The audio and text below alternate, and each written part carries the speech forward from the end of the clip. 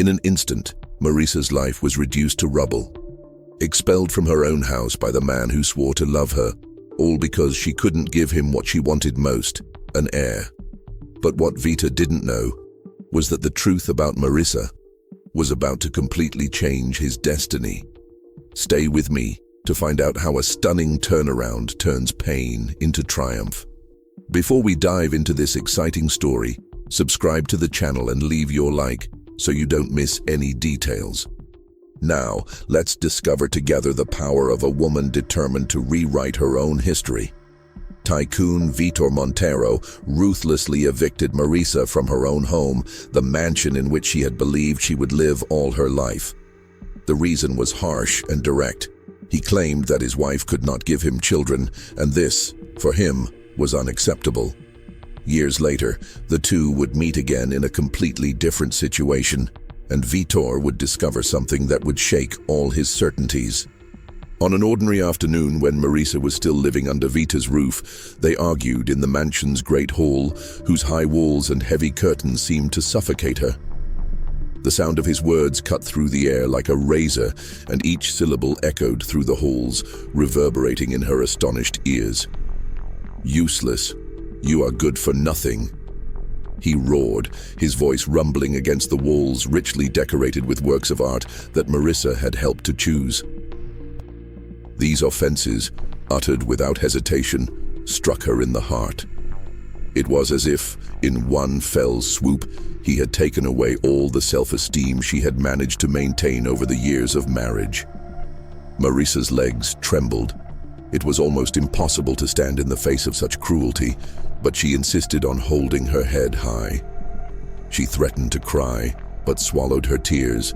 She felt that she could not bear the humiliation of breaking down in tears before the one who classified her as garbage. She would not allow him to rejoice in seeing her in despair. The blow, however, was devastating. Everything moved at a fast pace from there. In a few moments, Marisa's world, which she imagined solid as rock, collapsed. She believed that despite Vítor's faults, the love he claimed to have for her could be real. But the confirmation that, after so many unsuccessful attempts, she would not be able to give him an heir, made him furious. Vítor, a millionaire businessman and obsessed with the idea of perpetuating his name, saw in that diagnosis that Marisa would never get pregnant, the end of all the patience he thought he had. The respect and supposed affection vanished like water in an hourglass. Suddenly, he made it clear that his wife had become disposable. "Do you know what I should have done, Marisa?" He walked from one side to the other, his voice rough. "I should have married someone who was useful, who could fulfill the role of a real wife." She, sitting on one of the sofas covered with very expensive fabric, felt cornered. His every move was exaggerated, his fury stamped on every gesture. She remained silent, however, for a few seconds, waiting for the outbreak of anger to pass. I wanted to believe that it was just a troubled moment, but Vítor's look gave away something terrible. There was no turning back. "But I went to marry you." He spoke in a suddenly lower voice, in an even more cutting tone. "An incompetent, a woman who is good for nothing. I should have gotten rid of this mistake years ago." Marisa tried to react, her heart in her throat. "Vítor, don't do that, please. We can try another way, fertilization, adoption clinics. There are so many alternatives to have a family." He laughed without a shred of joy, an icy laugh that made her chest tighten. "Do you think I'm going to adopt any child? I want a child of my own, you know. Of my blood, not a stranger, and you can't give me that. Do you know what you represent to me? A dead weight." The lump in Marisa's throat got bigger. He felt every bit of his soul break. Still, she maintained a serene appearance. Inside, his mind screamed for him to run away. The man who had once made her believe in romances and vows of love now had a glass look, without empathy or delicacy. The silence lasted for a few moments, as if the world had paused. Then Vítor turned and took a black folder from a shelf. From inside her, he took out papers that he threw at the central table, in front of Marisa. "Sign." and leave my house today." She widened her eyes, trying to absorb that order. He almost begged, feeling his voice fail. "You have until the end of tonight to gather what's yours and disappear." He emphasized the word mine when referring to the house, and Marisa felt her head spin. That mansion that she had helped to decorate, cared for and decorated with so much zeal, had never been a joint home. It was a territory of which he considered himself the sole owner, and she only an adornment. In a desperate attack, she stood up, trying to get closer to him to convince him, to remind him of the moments when she was by his side when no one else believed in his projects. "I had to try, even if it was the last attempt. Victor, we have been through so much, and I was on his side at every obstacle. Remember when you almost went broke? Who stayed there supporting you day and night, strengthening your spirits?" Her hands trembled. He, on the other hand, remained impassive, holding up that countenance of stone. "It's about the future. And in mine, I need a wife who will give me children. You don't fit into my plans, now go." He walked out the door, leaving her alone in the great hall, choked by the feeling that the world was breaking beneath her feet. The cry she had retained until then burst into a torrent of hot tears. There was no more pride to preserve. That defeat had been devastating. Vítor's driver, a middle-aged man who had always shown sympathy for Marisa, waited with painful embarrassment as she packed everything into a modest suitcase. In the dead of night, she left.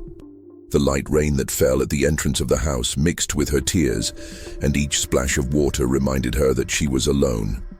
As she stepped out, Marisa felt the mansion become a cold silhouette in the background. The lights were on, but the feeling was of a dark abyss. She paused for a few seconds under that drizzle, contemplating the place she had once believed to be her home. She felt swallowed up by the emptiness of the night. She murmured to herself, "One day, Victor, you'll regret it. I will rise again, and when that happens, you will remember what you lost." He continued his way through the wet streets, with no defined direction, his heart in pieces and his head empty. Fear added to pain. How to start over? The house was his, all the money was in his name. There seemed to be no way out. When her legs threatened to weaken from exhaustion, Marisa picked up her cell phone with the battery almost zero. She decided to call Soraya, her only true friend, who had supported her in difficult situations in the past. "I would try to ask for some kind of help." Soraya's voice when answering was calm and welcoming, but she could barely say hello before hearing Marisa's trembling cry. "Soraya, I have nowhere to go. Can you pick me up? Please." And a sob escaped, without her being able to contain it. Soraya did not hesitate. In less than half an hour, Marisa was inside her friend's car, receiving a hug that warmed her cold spirit. "Let's fix it." When they arrived at Soraya's small apartment, Marisa could barely speak. "I could only cry." Her friend settled her on the couch with a blanket and a cup of tea, insisting that she tell the details when she felt ready. Finally, that morning, Marisa narrated everything, each humiliation, each threat from Vítor, and each one of the words that tore her soul. Her voice choked, but at the same time letting off steam relieved some of the weight that pressed on her. "What kind of monster does this to his own wife?" Soraya exclaimed, indignant, being careful not to hug Marisa too tightly because she saw her so fragile that she seemed about to break. "After all the support you've given." Marisa closed her eyes. She still didn't know how to digest it. She felt a deep pain that almost prevented her from breathing. All she wanted was to wake up and find that she was nothing more than a nightmare. "I don't know what to do now, Soraya," he murmured. "I don't have a job. I don't have a home. I stopped working to help run Vítor's projects, and now I'm left with nothing." Her friend held Marisa's hand firmly. "You have yourself. And believe me, this is worth a lot. We'll find a way. You're going to stand up and show him, not that he deserves this proof, that you're not worthless." In the following days, Marisa began a pilgrimage for job opportunities. The cell phone almost didn't stop ringing, but it was more Soraya trying to make sure she was okay than actually offering a job. At each interview, the feeling of inadequacy suffocated her. She felt rusty, insecure, as if the professional life she once had was very far away. In some companies, it did not even pass the first screening. In others, they tried to exploit their lack of recent experience, offering derisory salaries. Still, she struggled, motivated by the certainty that she could not depend on Soraya for long. On a particularly gloomy morning, after receiving another, "Unfortunately, we don't have a vacancy for your profile," Marisa sat on a park bench. His body was heavy, and his mind was seething with doubts. The memory of Vítor's words came back to haunt her. "You are good for nothing." For a moment, she began to believe this phrase. What if it really was true? What if she was unable to achieve anything on her own? She felt so small and erased that she wanted to just stay there, stagnant, praying that time would pass faster. That's when a gray-haired lady passed by carrying grocery bags. Suddenly, one of the handles broke and some cans rolled down the sidewalk. In an impulsive move, Marisa ran to help. He collected the cans and returned everything to the lady. "Oh, my dear, thank you," said the stranger, opening a smile of affection. "You're very kind." Marisa felt as if a small spark of hope was lit. He thanked him and returned to the bench.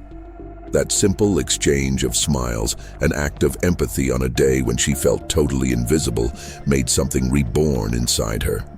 He realized that yes, he still had value, that he could do good, no matter how small the gesture.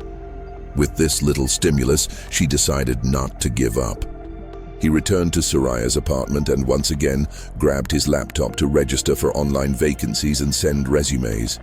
Meanwhile, her friend tried to calm her down, bringing sweets, making coffee, and repeating countless times that everything would get better.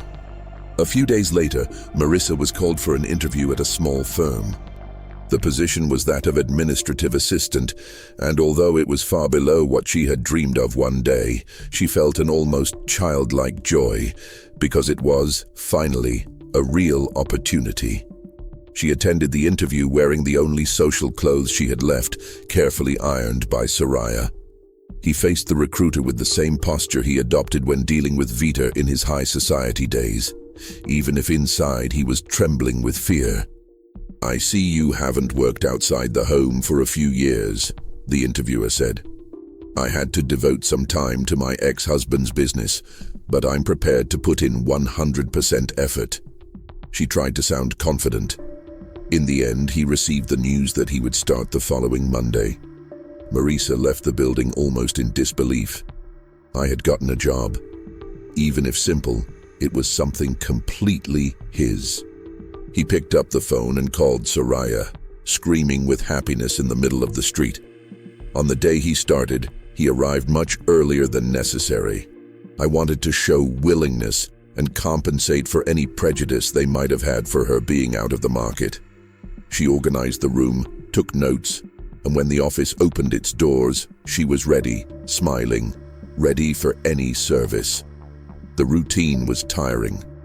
As an assistant, she was given tasks that seemed endless: reports, spreadsheets, quotes, files.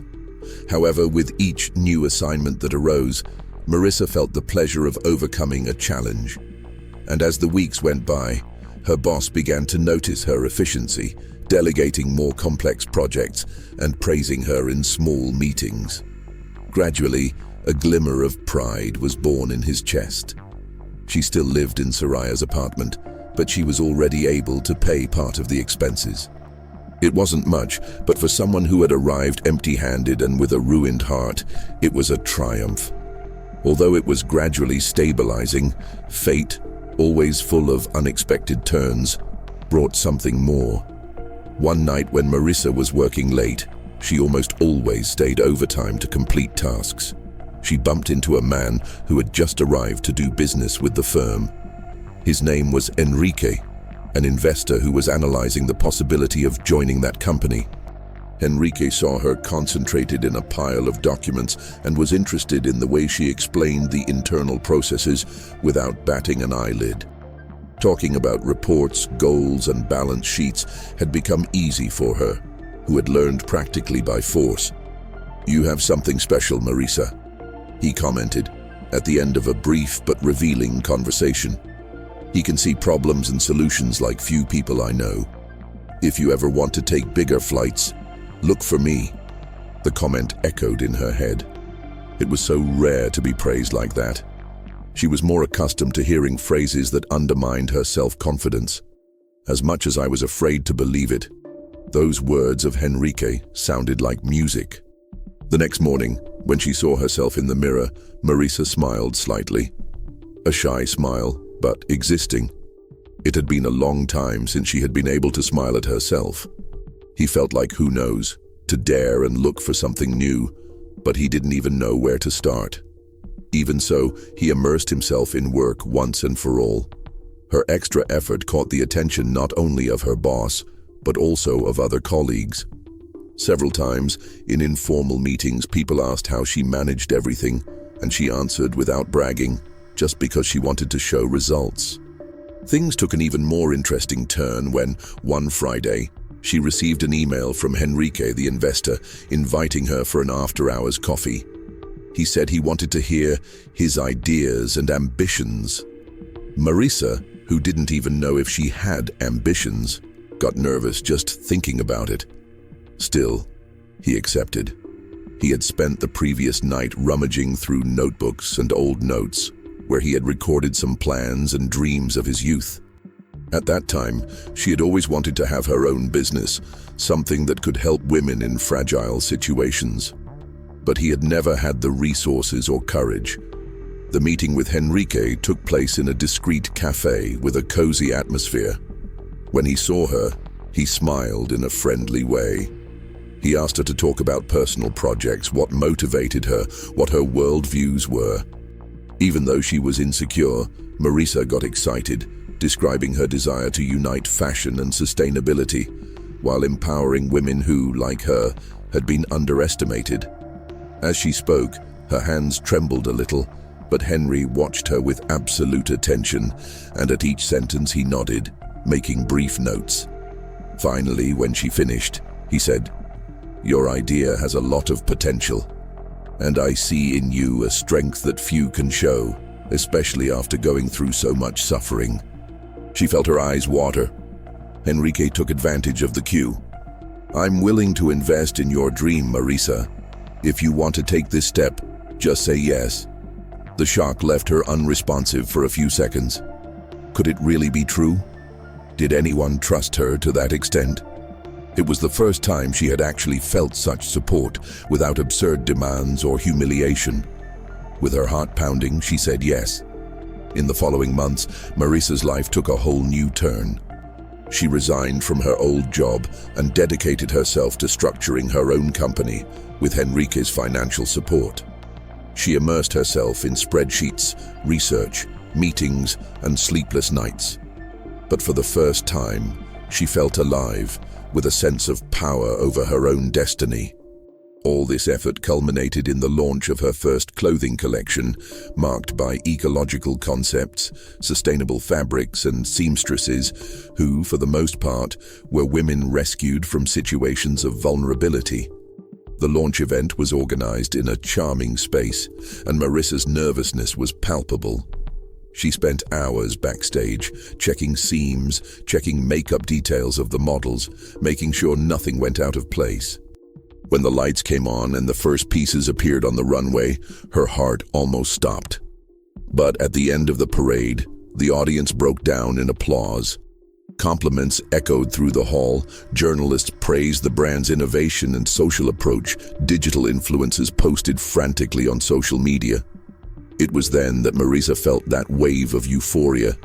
She had made it. The dream, which had once been devastated by Victor's offenses, was reborn with force. She no longer depended on anyone. The success caught the attention of many people and ended up reaching Vítor's ears unexpectedly. One day, he was leafing through a business magazine when he saw an article with the title, "The Woman Who Transformed Pain into Conquest." And there was the photo of Marisa, smiling in front of her sustainable collection. The shock ran through his body. He immediately recognized that figure that one day he chased away from home. He remembered the last words he uttered against her. He felt a shiver of shame, a twinge of regret that he had been trying to deny but now haunted him relentlessly. Meanwhile, Marisa remained determined to expand her business, oblivious to the whirlwind she caused in her ex-husband's mind. Even so, she knew deep down that the past, in one way or another, can always find ways to resurface in our lives. And it didn't take long to happen. Then came a large gathering of entrepreneurs, a gala event that was intended to celebrate the triumphs of the market. Marisa was invited not only as a participant, but as one of the speakers, as her case of overcoming and entrepreneurship had gone viral.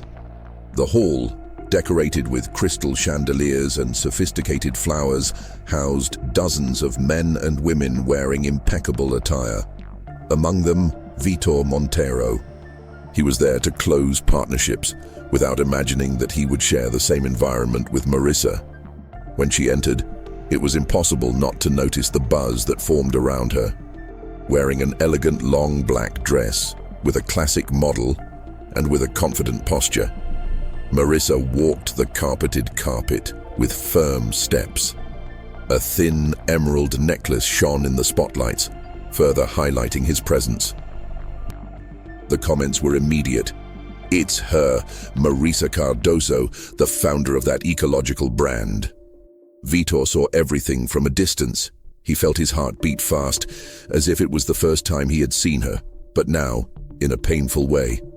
The memory of having called her useless crossed his mind. Regret increased. He needed to talk to her, but he feared the contempt he would surely receive. Still, he gathered courage. He walked towards Marisa, who was talking to two renowned businesswomen. When she caught sight of him, her countenance showed no surprise, only coldness. He tried to speak, but his voice came hoarse. "Marisa, you is stunning." She measured it from top to bottom without showing a reaction of fragility. "That wasn't what you predicted, right?" The impact of her words was like a punch in the pit of his stomach. Vítor lowered his eyes, trying to gather the strength to argue something that didn't sound ridiculous. "He built something great. He choked. Marisa wasted no time. "Happy? After calling me useless, is that it? I suggest you enjoy the night. I didn't come back here to rummage through the past, but to build my future." She walked away, receiving the attention of other guests, who praised her for the lecture, while Vítor stood there planted, watching her like a lost child. He felt an inexplicable lump in his throat, regretting that he could not go back in time. The highlight of the night occurred when Marisa took the stage, called to be honored for her social impact. She, in front of the microphone, made a brief speech, her voice vibrating with emotion. Sometimes, life tests us in cruel ways. And in these tests, we discovered a strength that we didn't even imagine we had. I dedicate this achievement to all women who, at some point, have been discredited or treated as incapable. You can do anything. The audience gave a standing ovation. At the back, Vítor lowered his head. The applause seemed muffled because all he felt was his conscience weighing him down. For a moment, he watched Marisa receive flowers, hugs, and greetings from influential personalities. He was a complete extra in that crowd. At the end of the event, she came down from the stage and approached the exit, accompanied by people admiring her story. Vítor remained distant, as a foreigner in his own country. She looked at him over her shoulder without resentment, but with absolute indifference. And that hurt him more than 1,000 insults. On the way home, Marisa couldn't avoid a whirlwind of feelings. She remembered the man who had shooed her away and his look that night, a mixture of regret and loneliness. But she also knew that none of this would have the power to make her go backwards. The past was sealed. A few days later, she was in her office, a glass-enclosed room that allowed a wide view of the city. I analyzed sales reports, which were surprisingly well. The brand expanded to other regions and soon to other countries. It was the realization of a dream that in another era she would never have thought possible. That's when Soraya, still her friend and now also a collaborator in the company's social projects, entered the room with a tense face, holding her cell phone. On the device, there was a message from a contact they both knew. It informed that Vítor Montero was going through serious financial difficulties and that he had commented something about children.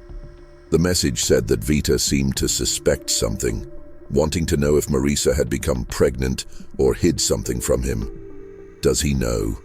Soraya asked, in an almost whispered voice, as if that were a big secret. Marisa sighed, bringing her hand to her forehead. It was expected. She always knew that at some point that truth would come out. I wish I had told it at a different time, but life doesn't usually follow our schedule. That same afternoon, Marisa's cell phone rang with a strange number. Instinct made her heart race, and her breath became short when she heard Victor's voice on the other end of the line. He sounded nervous, almost pleading.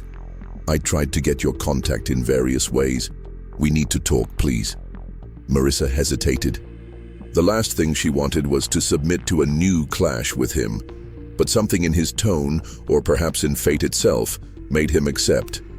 "Tomorrow at 3 in the afternoon, in that coffee shop near my company. Don't be late, Vítor." The next day she arrived punctually. She found him sitting, eyes lost in an untouched cup of coffee.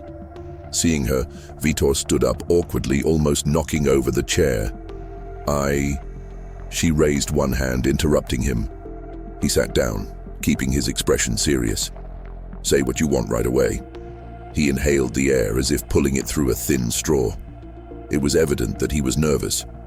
When we met again, after that gala night, everything that happened began to haunt me. I can't stop thinking, and there's something I need to know. Marisa remained silent, waiting for him to complete the sentence.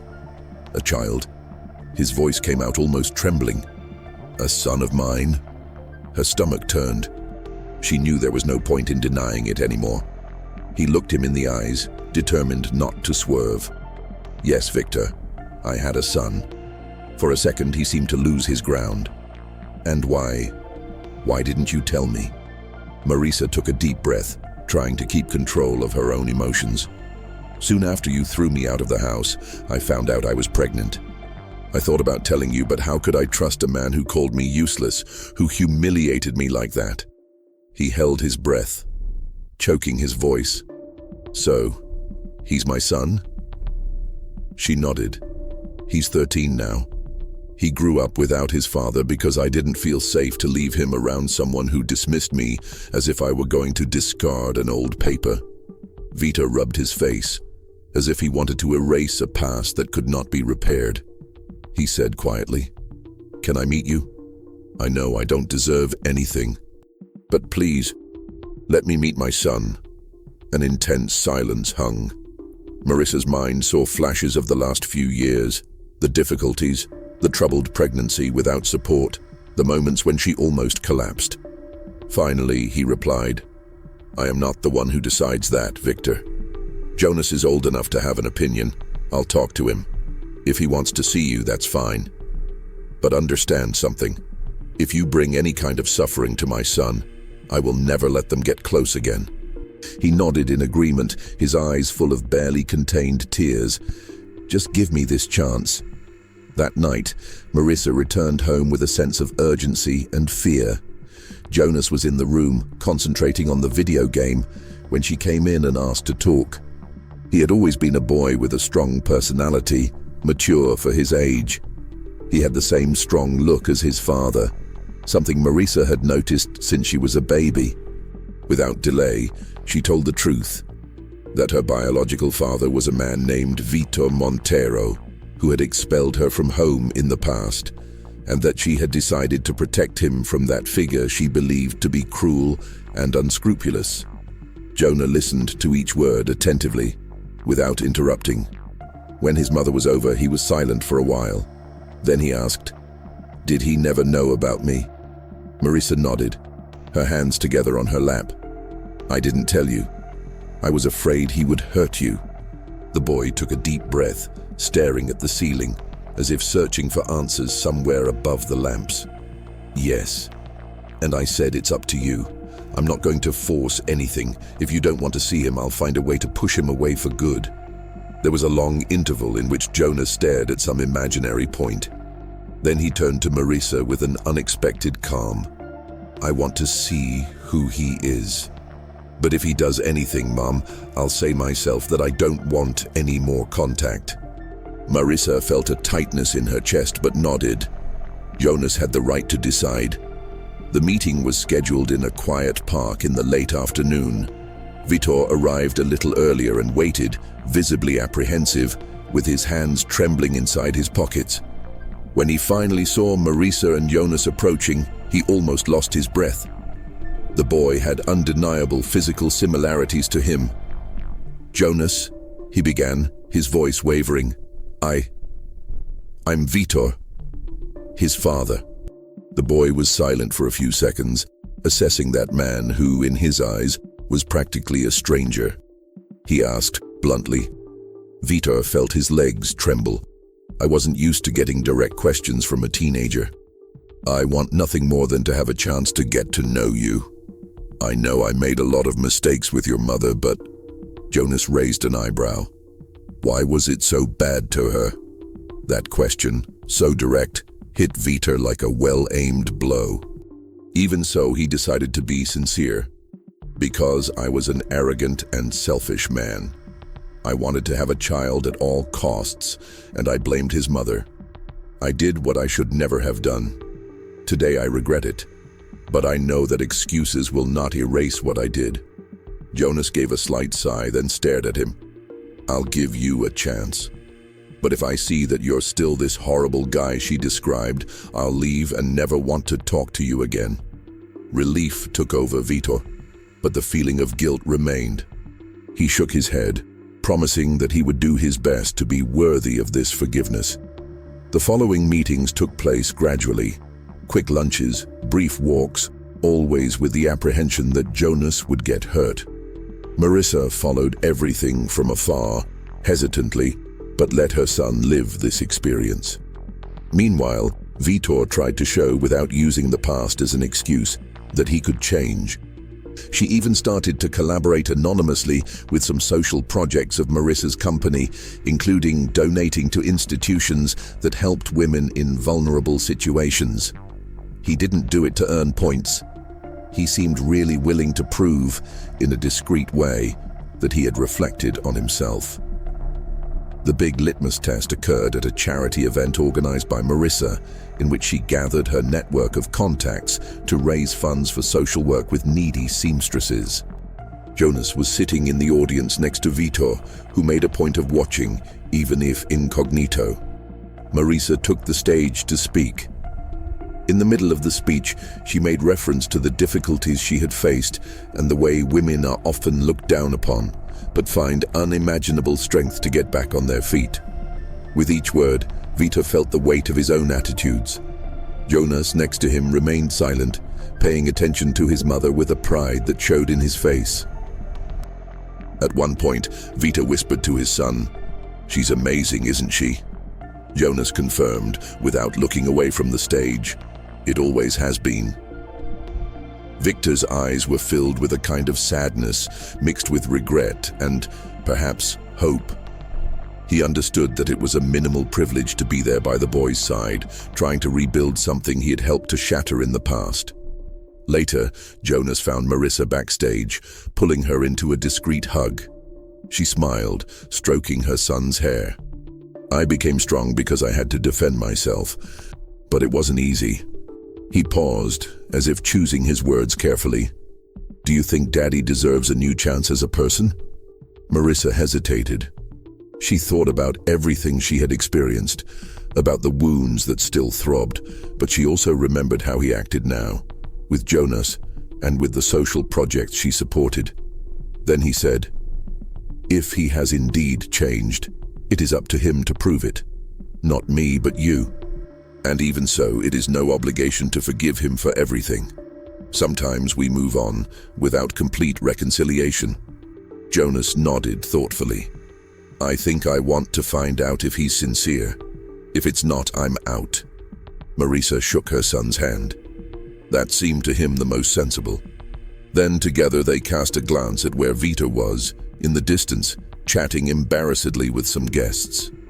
The man who had once exuded arrogance now looked smaller, his back slightly hunched, as if carrying an invisible burden.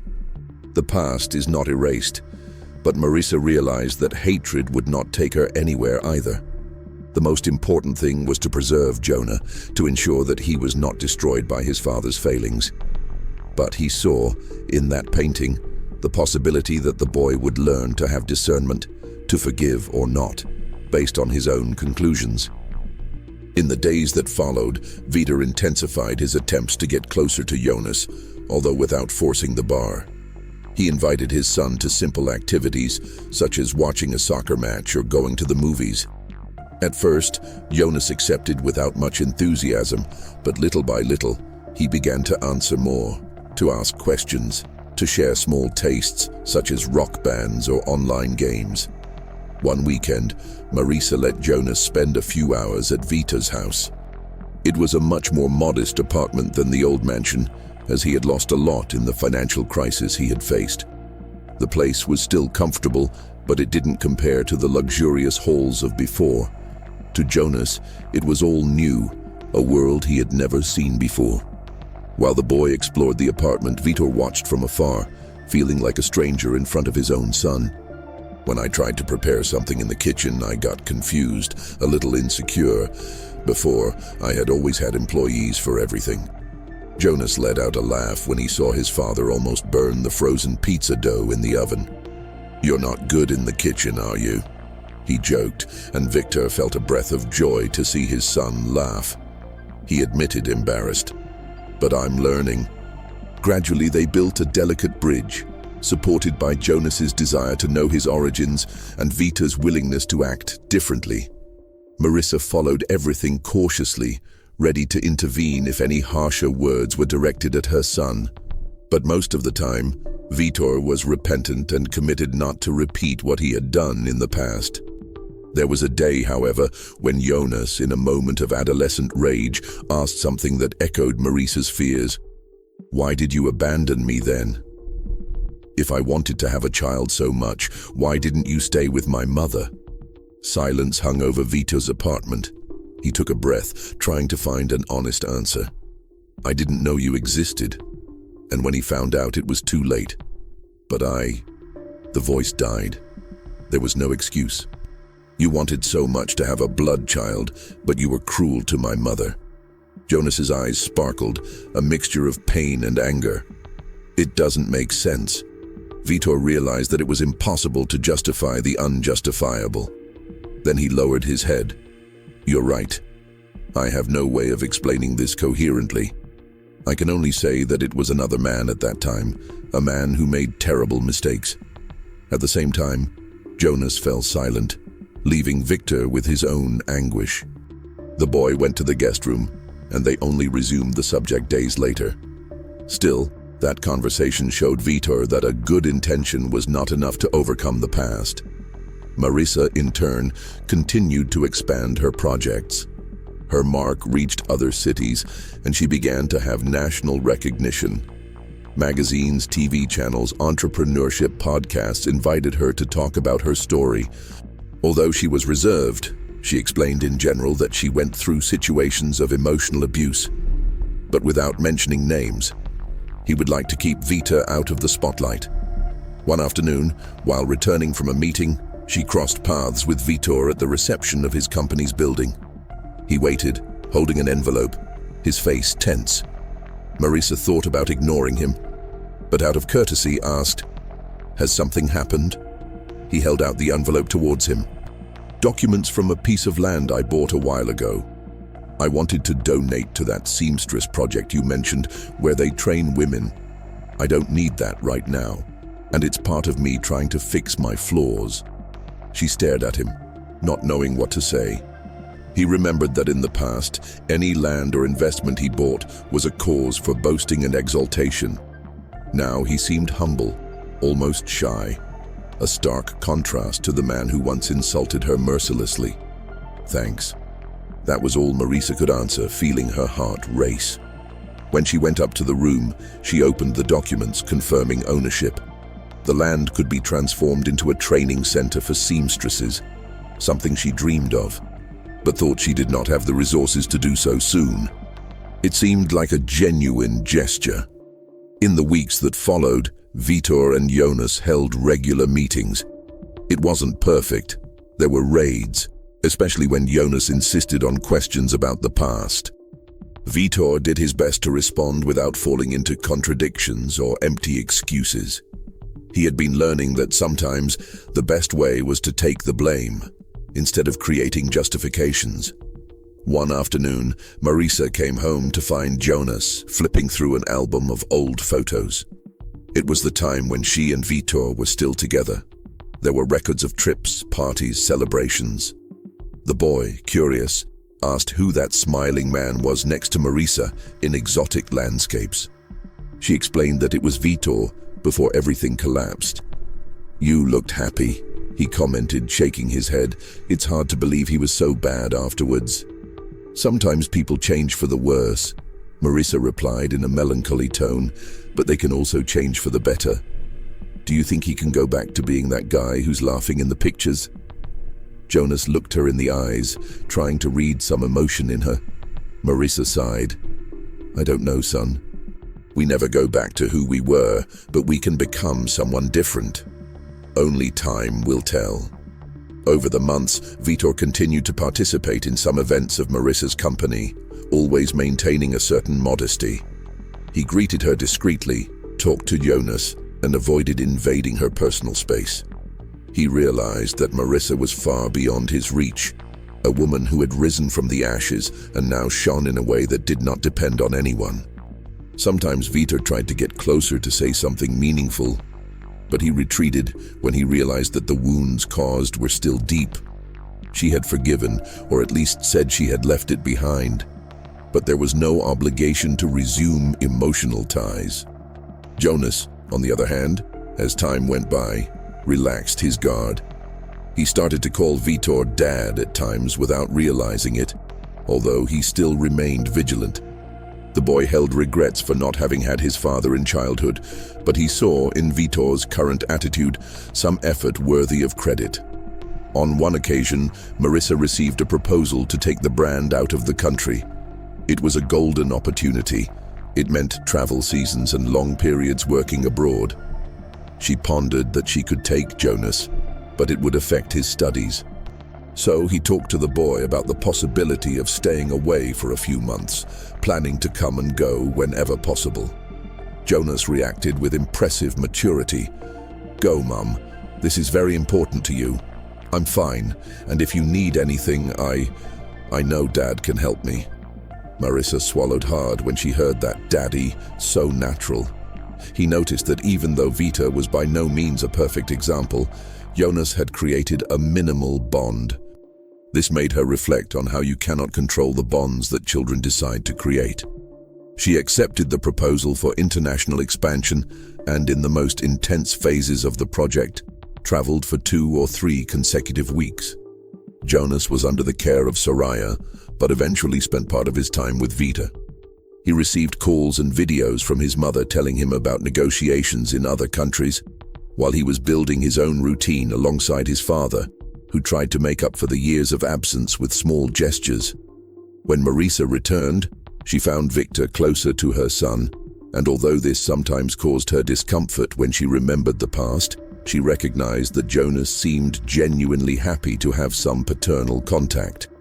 So, she swallowed her own bitter memories and tried to see the situation from her son's angle. After all, he was the one who mattered now. At a family event, Jonas had the opportunity to introduce Vítor to some classmates at school.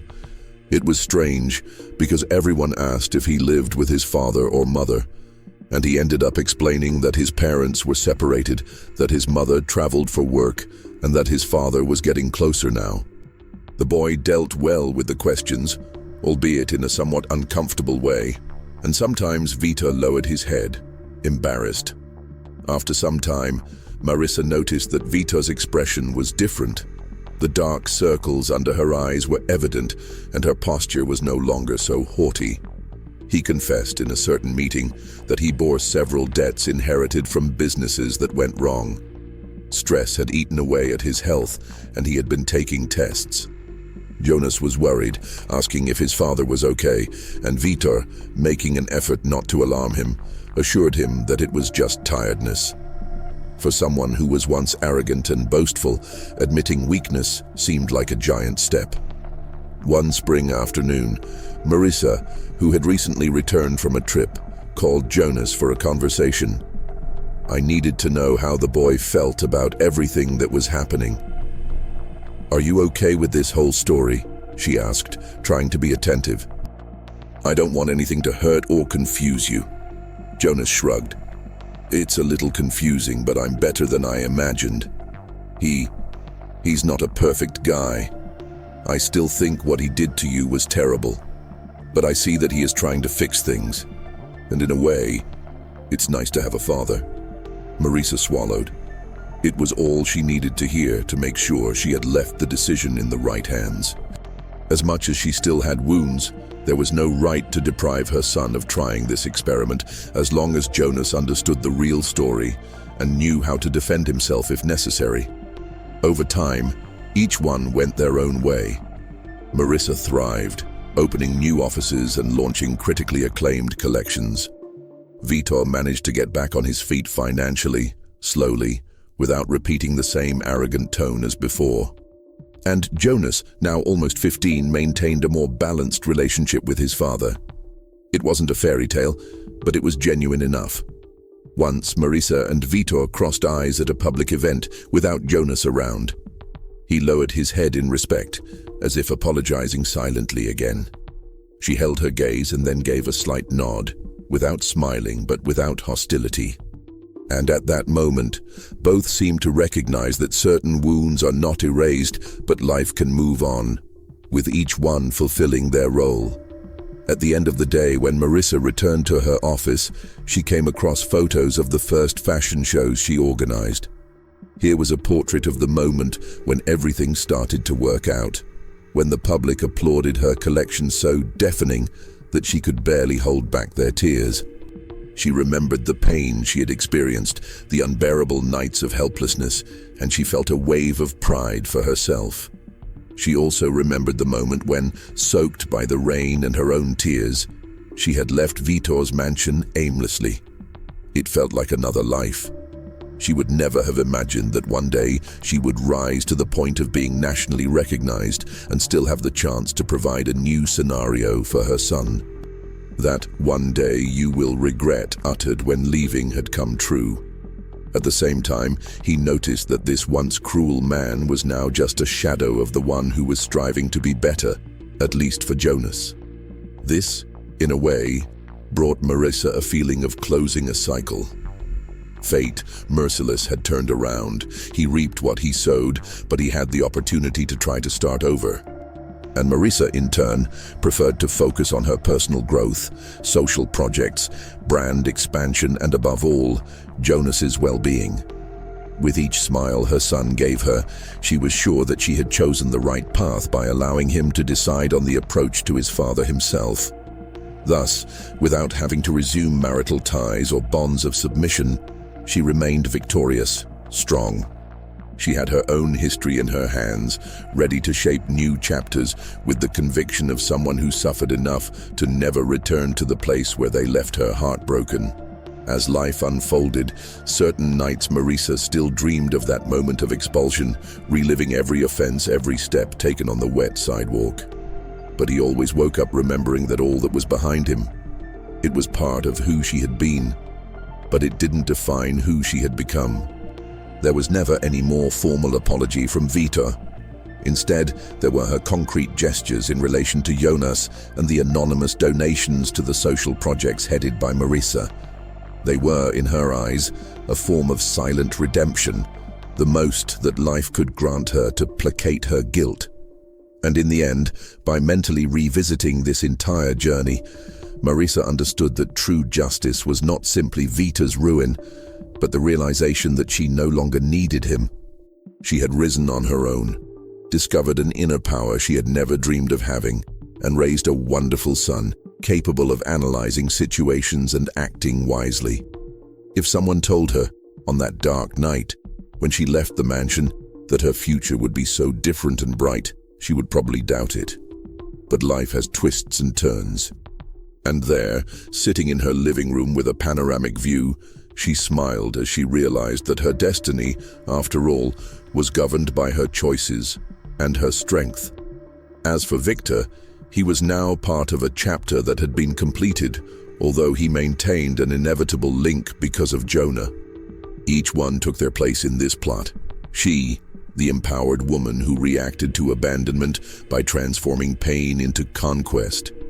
He, the man who had wasted love and who, under the weight of the consequences, tried to be, at least, a worthy father to the son he neglected before he even knew he existed. It was not a romantic reconciliation, nor a story in which everything ends in a rosy way. It was, in fact, the authentic reflection of real life, where mistakes bring consequences. But people can, if they want, evolve and try to repair part of the damage caused. Marisa, deep down, wanted Jonas's father to follow this path, even if for purely personal reasons, as it would benefit his son. As she herself had told Jonah, forgiveness was not obligatory, but her peace was. And it was with this inner peace that, from that point on, she led her own story, always with dry cuts and emotional scenes, but, above all, with an intensity that had made her a source of inspiration for other women. Finally, she concluded that Vítor's repentance would never compensate for the way he had treated her. But looking at herself, she realized that all of this, in some cruel way, had contributed to awakening in her the unshakable grit that had made her what she was now. She always repeated to herself, "I am not a product of what they did to me. I am the result of what I did to myself." So she moved on, not looking back, knowing that it was impossible to erase the marks of the past, but fully aware that she had the strength to write, with her own hands, the present and the future, without ever being called useless again or believing that she was useless.